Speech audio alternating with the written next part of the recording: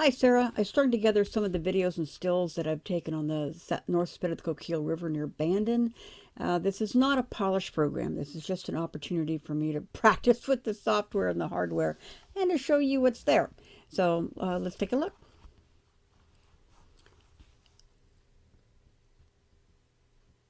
So on the North Spit, people are familiar with it because they drive out here to see the lighthouse, drive along the road and see some of the shrubs and the habitats that are laid out here. Shrubbery in places and patches interspersed with grasslands, showing a nice variety of habitats, nice mosaic of different kinds of places to see in a very short order. So starting from the foredune at the edge of the beach, you can look out toward the north, and then you can see in the northwest a patch of the lower Coquille River. You can see the habitats, the wetland habitats, the grasslands on the other side of my van. And to the north, off in the distance, you can see the buildings that are at Bandon, which is just to the south, of course. I would want to start a program at the beach because it's a natural place for me to start. It's on one edge. The sandy beach is, we talk about the geological process. We talk about where the sand comes from, what it does, and how the foredunes form. The foredunes protect the spit. So to the east from there, we would proceed and look at the plants and other things along the way as we go to the east. Different kinds of habitat. The foredune is a very sandy habitat with very sandy habitat kinds of plants. Sandman is one of my favorites in part because it has such a prickly seed pod that is actually pretty invasive. We track it all over the place. So again, a really nice variety of habitat in a very short distance. Welcome to the deflation plain. We're here on the north spit of the Coquille River, just north of Bandon on the southern Oregon coast. This is the kind of habitat that a lot of people might just drive by on their rush to get to the beach. Today we're going to take a closer look. Come with me. Let's walk through a cross section. Some higher ground, some white owl's clover,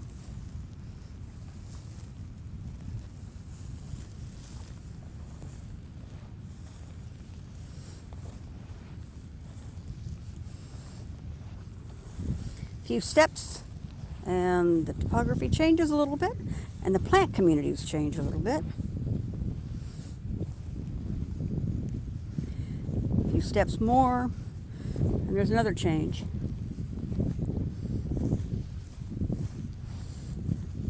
And down at the bottom, that's flooded longer than where we started, just 15 feet away, there's a different community.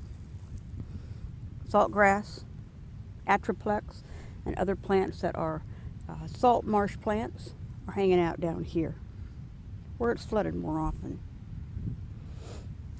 Let's look around. Brass button, little yellow plant, a rather little yellow flowered plant.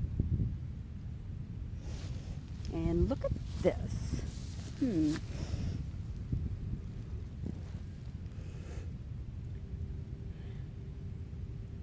egg.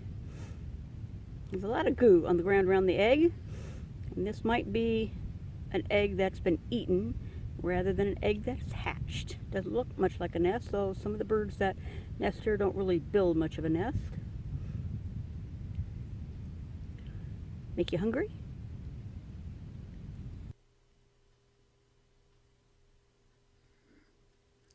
So there are a variety of wetlands here, different kinds of wetlands determined by amount of water and salinity of the water, which is kind of cool.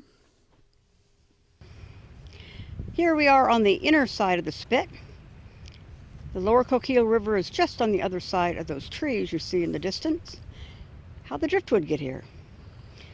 The driftwood was pushed up here during floods in the wintertime, some time ago actually. And in fact, you can see a little bit of water still standing underneath the driftwood. The lower Coquille River is an estuary, a place where fresh and salt water mix. So the water that comes into the North Spit here on this side is a mix of fresh and salt. And some of the plants that are living here are well adapted to that slightly saline environment. More owl's clover here, and some yellow bird's foot trefoil as well. Not particularly saline tolerant, but we're up here a couple of feet above where the salt water comes up.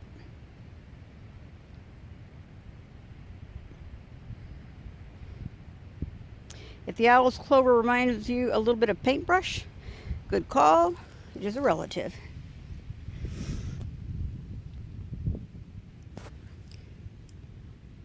So the logs that have been here for a while, various lengths of time, offer different kinds of microhabitats within this area as well. And then dries up a little bit in the summer sun, concentrating the salt. And so there's a pool of more salty environment here in the deflation plain. See the edge of it there on the left. The plants beneath our feet are well adapted to the saltier environment. Saltgrass forms little crystals of salt underneath the leaves as it exudes extra salt. And pickleweed, right on the edge of the saltgrass here, stores some salt in the tissues and actually tastes a lot like a pickle. It's a good edible.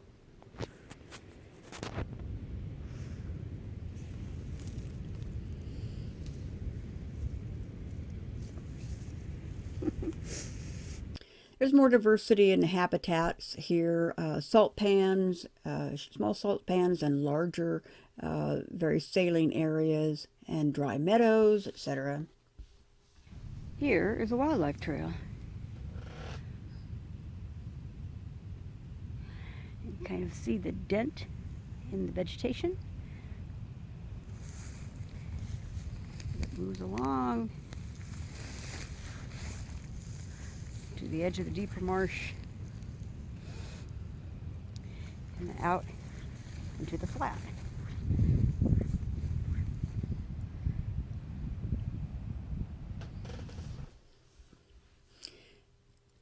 Here are some of the plants that you'd find in the wetland on the North Spit, or any spit actually. Butter and eggs is pretty cool. It's now classified as a broom rape rather than a member of the paintbrush family. Orchids.